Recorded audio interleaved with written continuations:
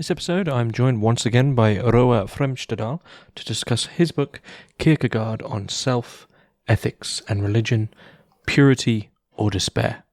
I'd like to say a big thank you to all my paying patrons and subscribers for making all of this work possible, and if you'd like to support the podcast and keep everything running, please find links in the description below. Otherwise, please enjoy. So, Roe Fremstedal, thanks once again for joining us on Hermitix podcast.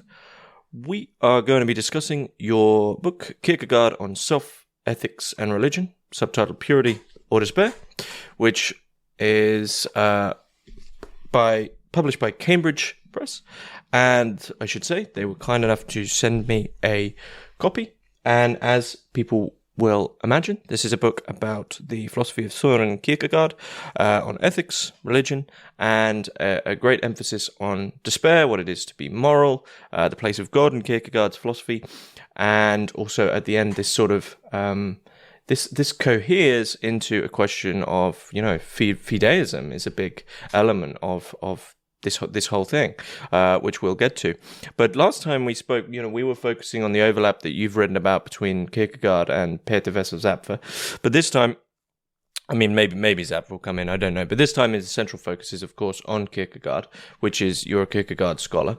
So we didn't focus on this as much, if at all, last time. So, you know, what was it about Kierkegaard that led you to make him your main philosophical man? You know, when did you first come across him as well, or at least really start to get interested in his work? So I ran into Kierkegaard when I was an undergraduate. So like many others, I found existentialism interesting and so on.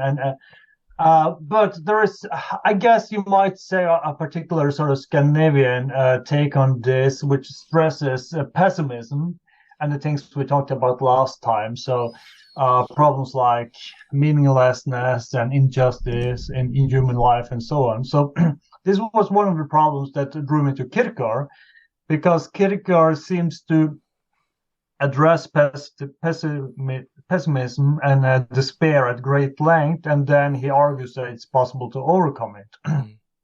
And so he seems to be offering a way out, and I found that really intriguing. So there are different ways of sort of interpreting this. You might say that he overcomes nihilism, if you want to use Nietzsche's terms. However, the solution he comes up with is not just based on religious faith or belief. It also involves hope, even hope against hope. That is hope in a hopeless situation. And also, finally, charity. So I found that provocative and very stimulating, if a little strange, to be honest, because I didn't have that kind of religious background myself. So I started working on Kierkegaard, and I found this very interesting, if a little strange. And also, he had a very interesting account of selfhood or personal identity that really stresses formal elements that on the one hand we're free, on the other hand we're limited, constrained in lots of different ways. And so he wants to bring this together in one account, and I found that very interesting. And the whole field today is very rich. So there's lots of stuff going on, both contemporary debates and historical discussions of Western philosophy. And I think I briefly mentioned this last time. You're not a religious man, are you? You don't believe in God? No, I wouldn't say so. But I find the stuff, the religious stuff, to be philosophically interesting. I don't think you should just dismiss it. And I think it's not just about faith or belief. It's also about hope, and even about charity and religious accounts of ethics. So everything is connected, not at least in the case of Kierkegaard. Okay. Would you say it's like almost more philosophical than theological with Kierkegaard? Like it's the question of the importance of him of God in an existential sense, as opposed to all these, like, I don't know, Anselm's ontological argument or all these arguments about God. It's more about God as we need him. Sorry, we're jumping really like straight. No, it's okay. I wouldn't say it's philosophical as opposed to theological, because I think that exactly how you draw the line here depends a lot on significant assumptions. So you can approach Kierkegaard both as a philosopher and as a theologian. I think he has a very sort of perspectival approach here. So he can be classified as both. Okay. Well, God will definitely come back into this conversation, but to jump to the subtitle of your book and begin with the final word of the subtitle, despair. I mean, this is the place we've got to jump in, I think. So in the way you've written your book, it's almost like the questions that Kierkegaard seeks to answer in his life throughout his philosophy really only arise, and he's only really pushed to answer these questions and consider them of such importance because of the fact of despair. So yes. What is despair? And would you agree with what I said, that like without despair, it's almost like, well, why would we worry about these questions of what it is to be good, what it is, whether or not to believe in God, etc., etc. But because despair is, we need to, and that's like the first thing. Yes. So for Kierkegaard, it really is the starting point. Without despair, you can only sort of relate superficially and academically to religion and even to questions of ethics and selfhood. So you need to go through despair.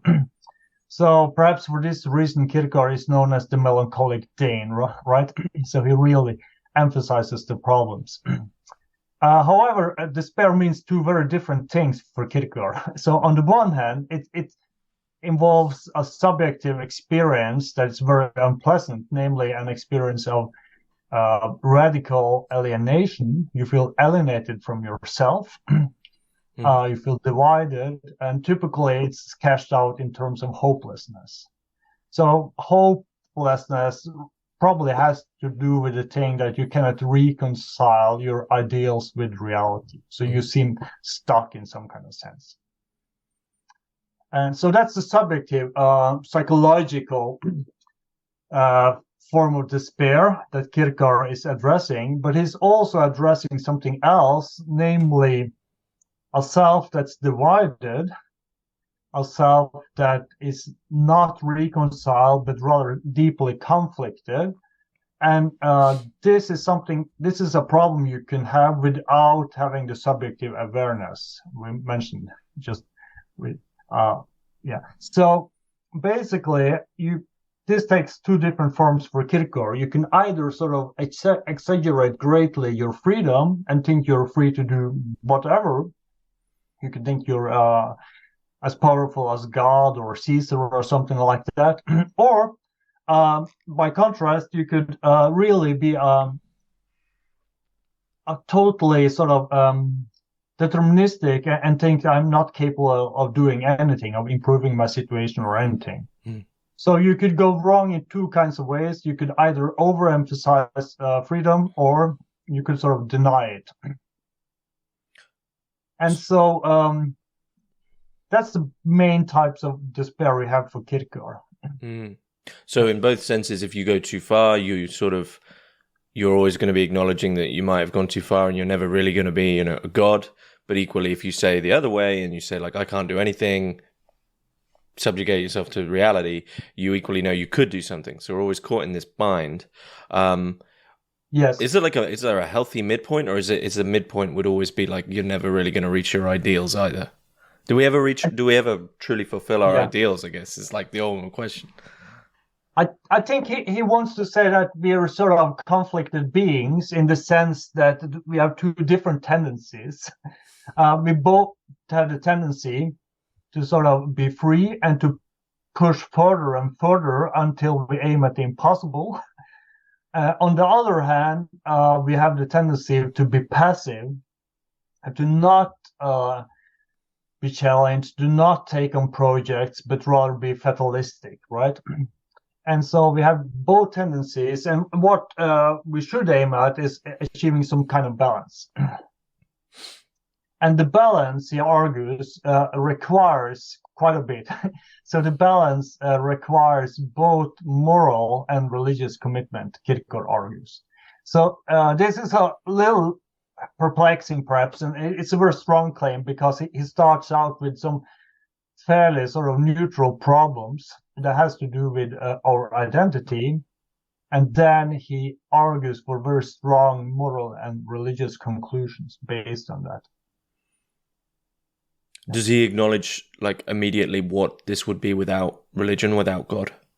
Like, can this? Well, what are we even doing if we don't bring God into this situation? First, I think he's perfectly honest in saying that you can.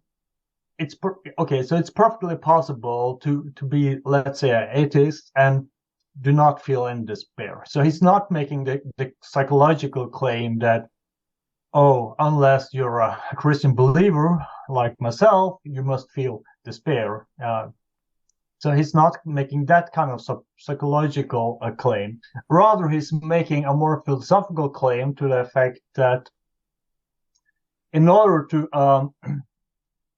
allow wholehearted personal identity, in order to allow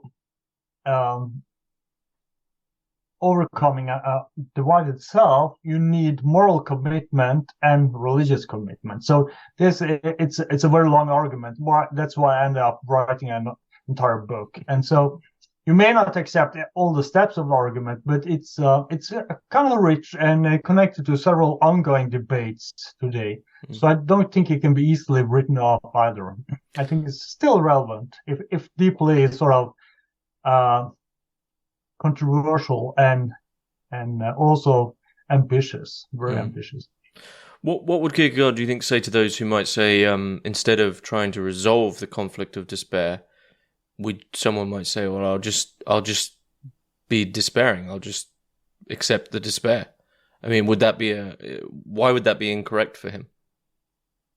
So first off, I think he would say that it's possible to do that. So he's not denying that it would be psychologically possible, right? Perhaps it's not extremely likely and so on, because despair is typically experienced as something unpleasant and so on, right? But still, he's making more of a normative claim. He's making a claim about how you should live. So it's doing more of ethics in a broad sense, I guess. Mm. So it's arguing why that would be wrong and why something else would be good. To put it that way. Okay. Yeah. Well, you said the sort of the risky position for a philosopher at the start. You said that Kierkegaard believes that he's overcome or found some philosophical sense to overcome despair or overcome nihilism. So we have this conflict of our being, a conflict of self, a splitting between like an ideal and our inability to reach the ideal, an alienation in that from ourself. I guess for him also, you bring in God. It's to do with what we were talking about last time: the leap, the springer, the trembling of never knowing, the uncertainty. So, what is the resolution? It's like the $1 million question, right? How do we overcome despair? Yes.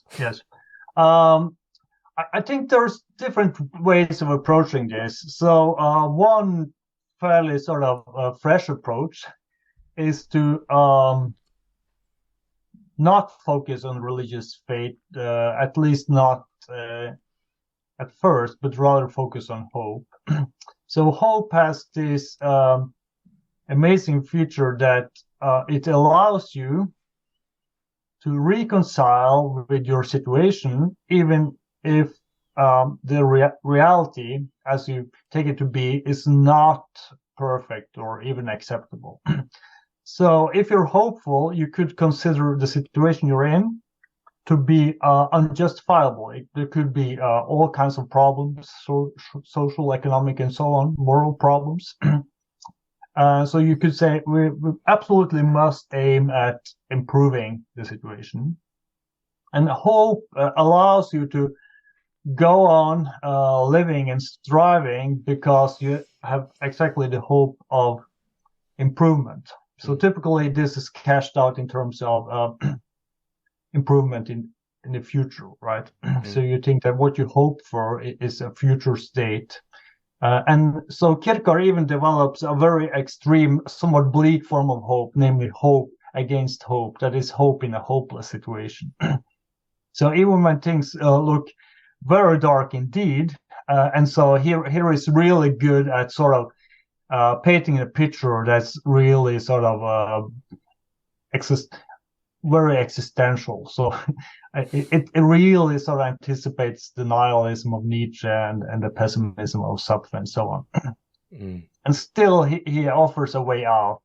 But in the end, I don't think you can deny that the way out for Kierkegaard is really a religious way out. And so even hope here is a Christian hope for him.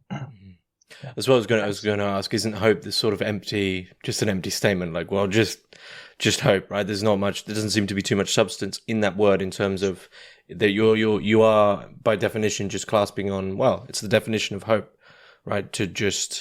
It isn't even belief, because there might be some. Yeah. So, this is a very long and interesting discussion, I guess, if we want to go into this. On the one hand, I think that hope that's really worth discussing here often involves expectation. So I don't think that hope that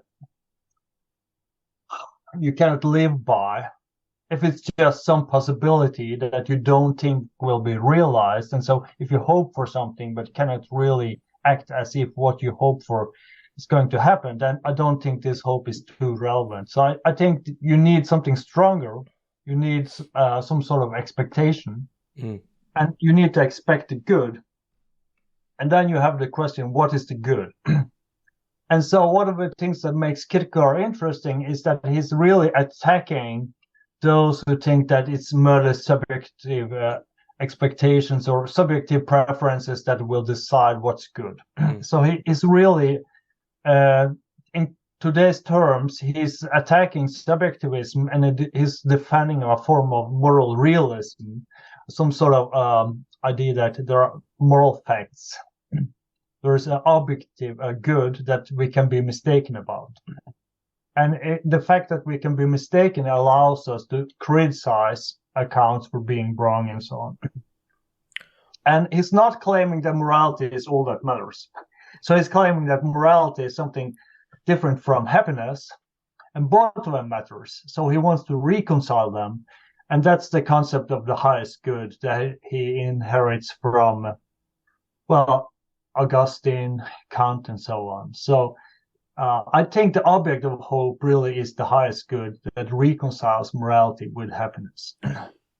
So this hope doesn't seem too empirical, because there's also the question there of perhaps one is has this fully resolved hope. They fully firmly believe in this hope in a hopeless situation. What is this? Is this temporal or empirical? Because there would then be the situation of what if you hope, and 10, 20 years down the line, the thing you hope for doesn't arrive. Maybe I'm too much of a pessimist. No, but this is a very important but a little complex question. So, on the one hand, Kierkegaard is really hoping and believing in the afterlife, in personal mortality. So he's part of that Augustinian tradition, within Christianity. On the other hand, he's developing a very existential account of religiousness that involves faith and hope. And the intriguing thing is that it's exactly faith and hope that are going to help you live here and now and to accept your situation. And so the paradox here is that he seems to be saying that you can only sort of fully accept your situation here and now by being oriented towards immortality. So he wants to have both at the same time, so to speak. He says explicitly that you can be two places at one time. You can relate to God and also to your situation here and now, include other human beings. And is so that... this is No, go ahead. No, it's so it's not. It's very complex. He argues that you cannot separate how you live here and now from theological questions, basically, concerning the afterlife. Is that where the moral questions come in terms of why we should be good, why not to be bad? Is that afterlife, here now, you're acting moral here now in relation to the afterlife, even if now, empirically, is completely hopeless? Yeah, I think he is very worried about people who want to be moral in order to sort of get some kind of reward in afterlife. So he is dismissing that kind of approach. He says that basically he's saying that morality cannot be a means towards anything else, and this is related to the fact that you shouldn't use human persons as means towards anything else. So persons have moral value, and they shouldn't be used as means for self-interest or for personal happiness. And neither should morality itself be used as a means to religious salvation or happiness or anything like that. So he says that,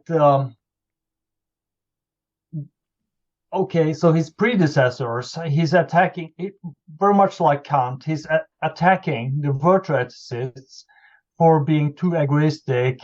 So he's using the term that the Kantians came up with, eudaimonism. So eudaimonism is here the view that moral reasons for actions are based on the prudential pursuit of personal happiness. Mm-hmm. So idea is that I'm being moral in order to be happy. And so Kierkegaard is objecting against that. He's arguing that morality is not something that could be derived from self-interest or personal happiness. So his view of morality is more Kantian. Yeah, we should be moral for its own sake, so to speak. Yeah, does that make sense? Or So, does happiness play a role at all, or is Kierkegaard's vision of how our temporal physical life is going to be is probably going to be fairly one of suffering? I think happiness is crucial, but it's ultimately secondary to morality for Kierkegaard. So the whole thing is a little complicated, but basically he's saying that moral requirements, moral duties override egoistic concerns, override the pursuit of personal happiness. But it doesn't follow that personal happiness doesn't have anything to say. It's really significant and valuable. And so the highest good reconciles morality and happiness. But I don't think you can reconcile the two completely in human history for Kierkegaard. So like Augustine and Kant, Kierkegaard is really saying that in this life, there is some suffering and misery, and this, to a large extent, has to do with the fact that morality doesn't align perfectly with self-interest or happiness. So morality may require self-sacrifice, right? In this world, sometimes it pays off to do something immoral, right? Mm-hmm. Mm-hmm. Yeah. So because of that, being moral is kind of demanding for Kierkegaard. And so, especially in the last part of his life, he was obsessed with this problem. And so he wrote more and more about Christ, who got crucified, right, for doing the right thing. And so he thought that was not incidental. It was something that really showed how it is to be a human being, roughly. Yeah. So does morality directly come from God, from the higher, you call it the higher good? Is it from God, or is he working this out in some other form? Because it seems that you mentioned earlier about this being an atheist. It seems that for an atheist, I mean, Kierkegaard's morality wouldn't hold at all. Yeah. So on the one hand, it's interesting that Kierkegaard is aware of atheists. So among his contemporaries and even among the people who knew, atheism became fairly sort of a well-known phenomenon. So this was fairly new in the 19th century. Mm-hmm. So he was familiar with the atheism and not entirely negative. So in some ways, he preferred it to the widespread Christianity of his day. On the other hand, I don't think it's fair to say that morality is just sort of derived from God or God's will for Kierkegaard. So he's not someone who says that without God there is no morality at all. So, but the exact relation between God and morality, it remains a topic of quite a bit of discussion in Kierkegaard studies. So I think Kierkegaard is a moral realist. So there has to be some moral facts that are true, so morality has to be independent of the will acts of God, if that makes sense. Yeah. So God cannot create a morality,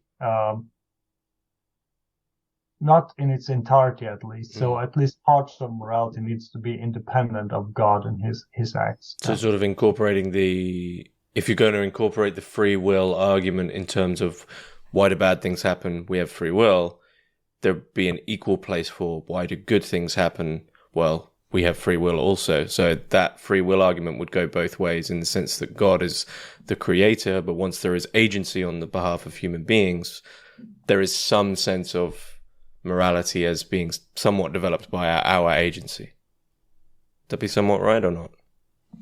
Yeah, there is some interesting work actually on the problem of evil and Kierkegaard. And so, but to be honest, I haven't really gone into it in this book. In my last book, I mentioned it briefly, but Kierkegaard is really, on the one hand, saying that we cannot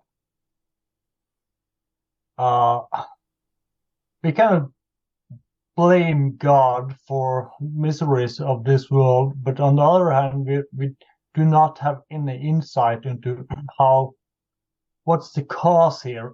I mean, we cannot really, perhaps we could skip this part. Yeah, sure. It's still, Okay. So what we shouldn't be good, we shouldn't be moral in terms of future gain. Shouldn't be moral like, I'm going to get to heaven. So why should we be good? Yeah, that's an interesting question. And so Kierkegaard, on the one hand, rejects that we should be moral because there is any sort of personal benefit. So he wants to say that it's not because it pays off that you should be good. And so in order to approach this matter, he has an interesting sort of methodological approach. And this is where you have the book Either Or. So the Either Or consists of 2 volumes or 2 parts. And the first one describes someone who's not committed towards morality. So roughly that would be what we these days call a moral skeptic or an amoralist. And Kierkegaard describes him as an aesthete. And this aesthete is then contrasted with the ethicist you find in the second volume. So the ethicist is actually engaging not only in the comparisons of the different ways of life, but is also arguing that the moral way of life is better than the non-moral one. And so he needs to compare the two, not just in terms of personal happiness or self-interest, but also to have other sort of parameters in order to get this discussion off the ground, if you see. And so this is interesting because this is one of the great classical philosophical discussions that's been going on since Plato. And usually it's cashed out in terms of self-interest. And Kierkegaard adds many other considerations that I think are equally relevant. And formally, he's basically arguing that the amoralist runs into problems. So he's arguing that the position of the amoralist collapses on its own terms. And it's perfectly clear that he wants to say that amoralism involves despair. And it's not claiming that it needs to be subjectively recognized. So he's claiming rather that the identity of the atheist is divided or conflicted. And so he's arguing basically that the aesthete or amoralist may have many different projects and commitments, but he cannot really reconcile them and unify them as part of one life without having a normative standards that allows him to unify everything. And so he's arguing that morality provides the standard. And this is a very long argument. It's a little complex, but some points are fairly simple. So the easiest cases have to do with love relations and things like that. So if you have a love relation, on the one hand, that may contribute to happiness and flourishing and things like that. On the other hand, it doesn't really work unless you value the other person, unless you have a respect for the other person for his or her own sake.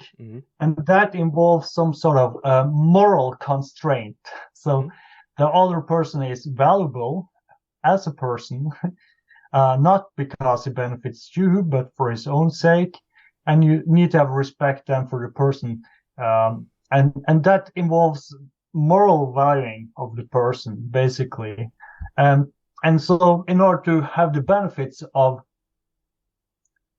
love, then you need to not approach love egoistically. That's the upshot, I think.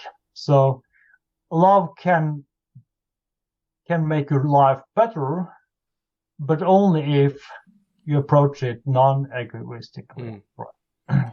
So it seems to be purely like an egoist or immoral. Really, you're being willfully ignorant. Like there is you're entering into a different type of alienation where you have to sort of push aside a whole factor of morality to make your worldview make sense. Like as soon as to be non-normative is to just ignore the pull of like we were talking right at the start. Well, this is like another aspect of your book. Limitation and freedom is like to be egoistical is to act under this illusion that there's no limitations. But as you're saying, the only thing that would make, let's take, for instance, your example of a love relation, the only thing that makes that a love relation is the limitation.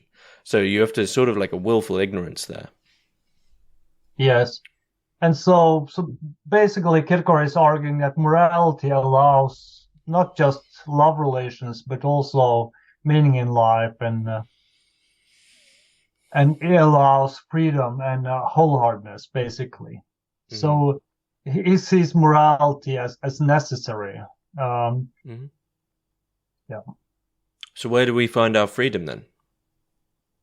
I think freedom can only be found within our projects. So he's not here concerned with freedom in the sense of choosing between many different options and things like that. It's more like the freedom to express yourself in your projects by taking responsibility for them, by being committed to them, right? And so it's more positive freedom than negative freedom, if you want to cash out in those terms. And it always involves some commitment and risk, right? And there's no guarantee of success, obviously. So he has this broadly Kantian view that our practical commitments go way, way beyond our knowledge, right? So we don't have sufficient evidence or knowledge that will sort of guarantee that everything is going to be safe, that we can control everything, and so on. So rather, we need to really be bold and to take chances in order to have any sort of meaningful projects at all, I think. So So and ultimately he argues for religious faith, obviously. So the modern world is very non-Kierkegaardian. No, very secular. No religious faith, really, or it's on the downturn. We move towards happiness as the ultimate goal. And our notion of freedom is that, no limits, we can do what we want. Yeah. And what happens in this state? So what you're describing is kind of familiar, and also Kierkegaard describes a lot of the same phenomena and problems almost 200 years ago. So a lot of it is not that new, really. So basically, for 200 years, people have been discussing the meaning of life. So it's only roughly the German Romantics who sort of invented the whole modern discussion of meaning in life, and who thought that we could be sort of really alienated and feel that life is meaningless. And I don't think you cannot really understand these things without going into questions like what's valuable, what's significant, and so on. And so Kierkegaard is basically committed to fairly traditional views like persons have value, persons have moral value, and their happiness is not the same as the value of the person, right? So both are significant values. We're committed to both, and we need to try to reconcile them. And we cannot reconcile them at all if I'm only sort of prioritizing my own happiness. Because that would sort of mean that I'm prioritizing myself at the expense of others. And that would even undermine my own life and projects. Yeah. So in terms of that sort of romantic argument, I guess for Kierkegaard, it wouldn't be that you've actually come to a new conclusion. What you're really doing to say that life is meaningless is throwing out all the questions and just sort of laying down in your own alienation. So it's a bit of a lazy way. Like, okay, life has no meaning if you're not willing to engage in the discussions. Because to say life has no meaning is to acknowledge the question of the meaning itself. And there is meaning tied up in that question. So it's just once again, that sort of ignorance, I think. But, okay, I mean, if you could, I mean, it's almost a ridiculous undergrad question to ask, but for Kierkegaard then, what's the meaning of life? The interesting thing is that not too much have been written about this. So basically, Kierkegaard rarely speaks about meaning. He more often speaks about significance. And so there's a lot of people who touch on this topic, but no one has really done an authoritative study of this or any reconstruction. So I think there's room for a book here. One way of doing it would be to cash out in terms of value, right? So in order to understand the meaning of life, we need to understand the value, and then we're back to the things I addressed, like happiness and morality. Yeah.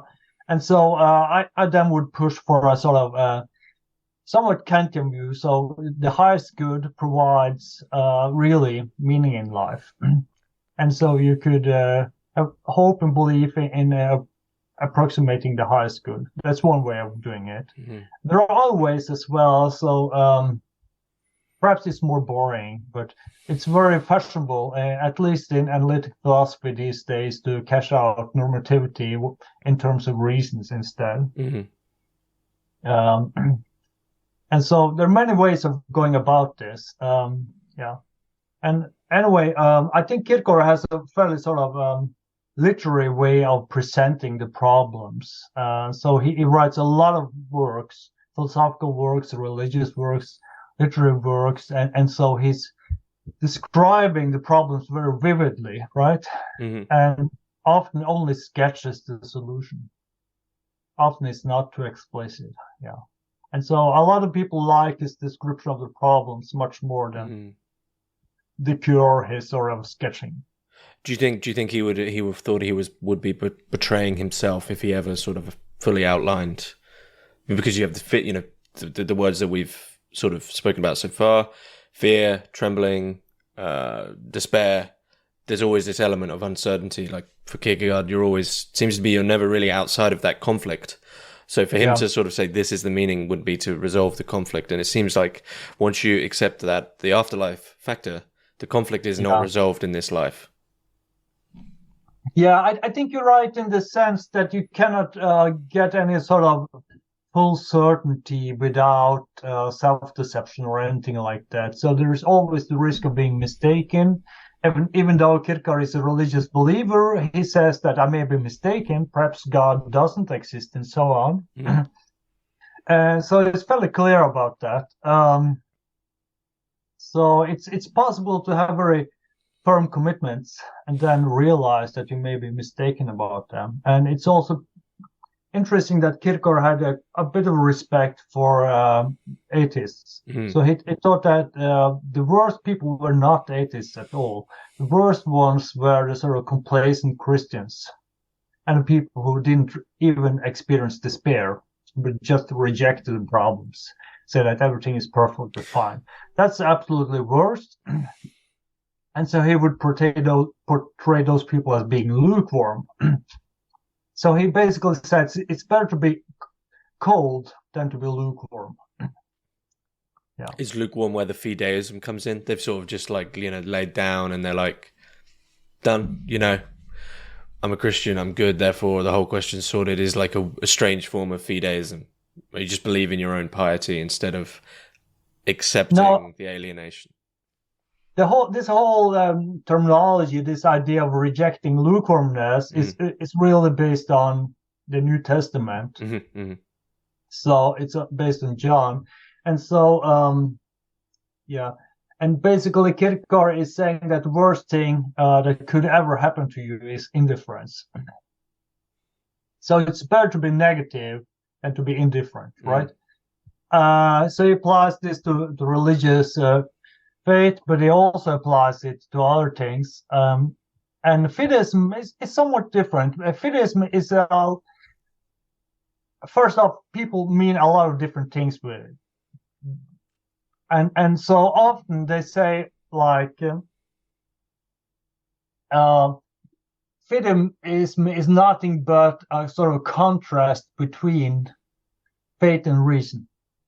So it's just used as one big umbrella term for any kind of view in the history of Western thinking that contrasts religious faith and reason. Mm. And in this sense, Kierkegaard would be a Fideist, as would many others, right? But in a more narrow sense, Fideism is the view that religious belief somehow justifies itself. So it's the view that you don't have epistemic evidence, you don't have practical reasons or moral reasons, and still religious belief somehow justifies itself. And this idea is very often attributed to Kierkegaard, and I discussed it at some length in the book, and I'm saying that this reading is a little exaggerated. So Kierkegaard is not a clear Fideist in this sense, because he actually argues for religious faith. Mm-hmm. By providing moral reasons and practical reasons. Yeah. Mm-hmm. Okay, we've shot through all the questions here pretty quickly. I mean, is there anything you'd like to add about your book or this strain of Kierkegaard's thought that you feel is key? I mean, we haven't touched on the other word of your subtitle, which perhaps we could dip into a little bit. I mean, purity and despair. So is purity?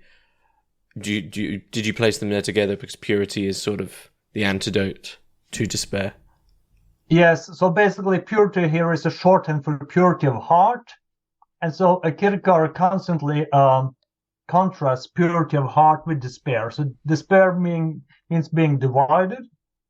And purity of heart means not being single-minded in the sense that you only care about one thing. Rather, it means being wholehearted and having some kind of unity in your life, right?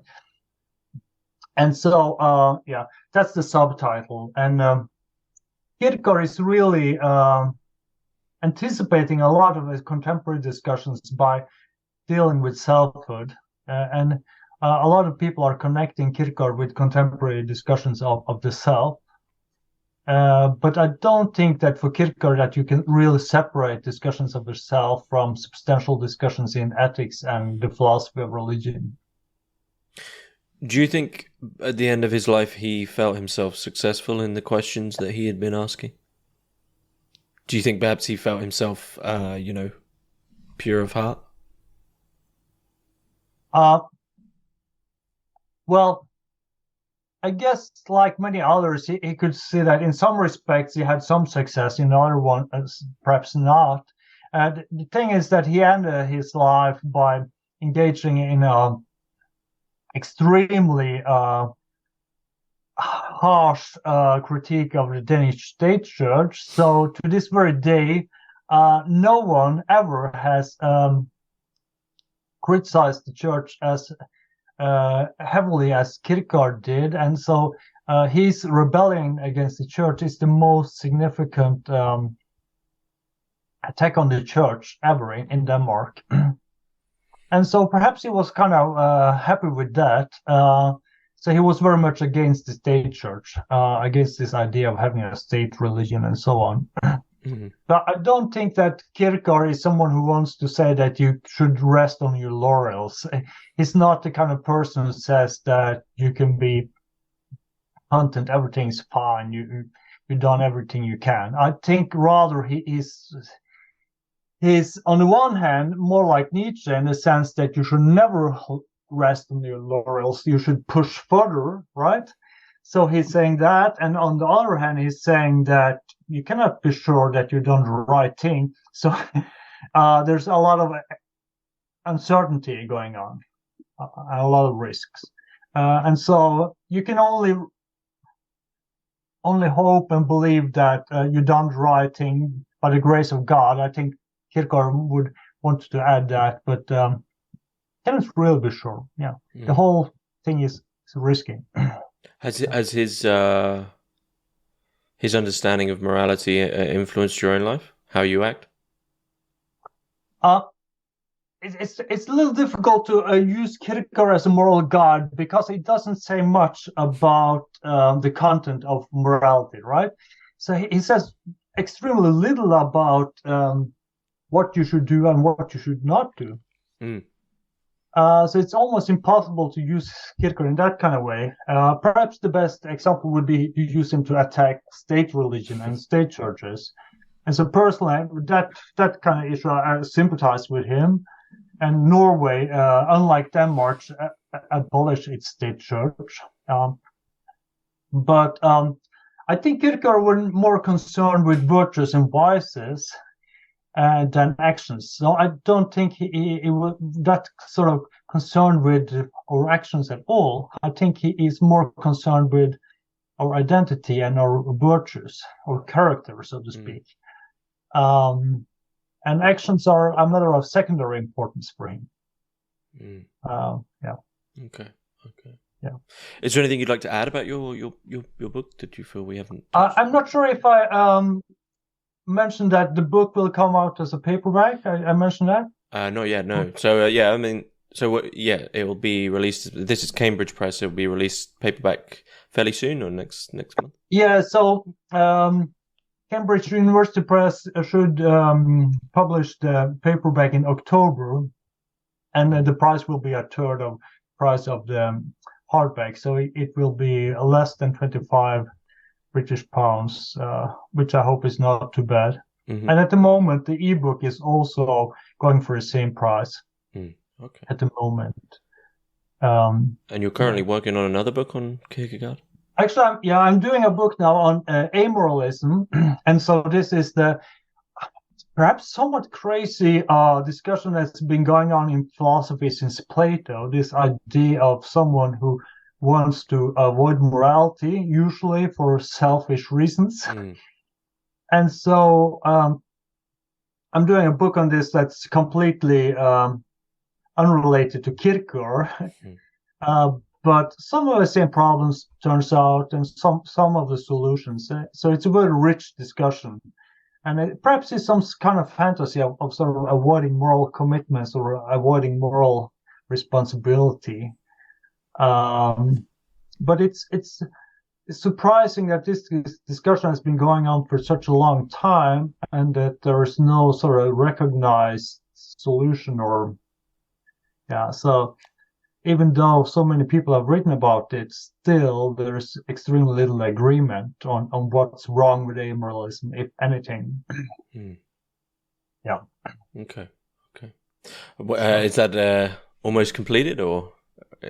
Yeah, perhaps it would be a little hyperbolical saying I'm finishing, but at least it's a long manuscript. I've been presenting many parts of it, and so I hope to finish it this year. Perhaps it will be out in a couple of years. Yeah. Okay. Yeah, book projects always end up taking more time than you anticipate, and so yeah. Well, is there anything you'd like to add about your book that you feel we haven't touched upon?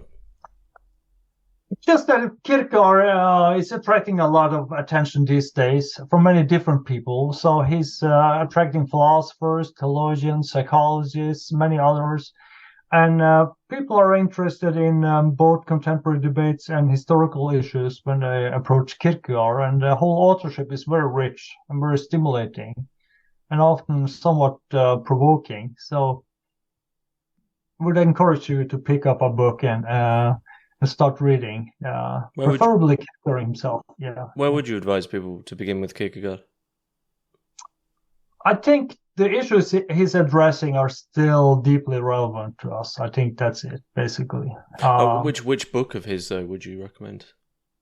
I think Idler is a good place to start, yeah. Mm-hmm. Or if you want something more provocative, if you are very provoked by religious belief, start with Fear and Trembling and Abraham's Sacrifice of Isaac, the sort of crazy stuff that he's apparently defending. I think he's not really doing that, but still. Yeah. So there are many different books, depending on the reader, that will work. Yeah. Okay. Well, I'll be sure to put the links for Kierkegaard on Self, Ethics and Religion in the description below. And paperback coming out soon. But seems like a good place to finish up. Roe Fremstedal, thanks very much. Thanks, James. Thanks.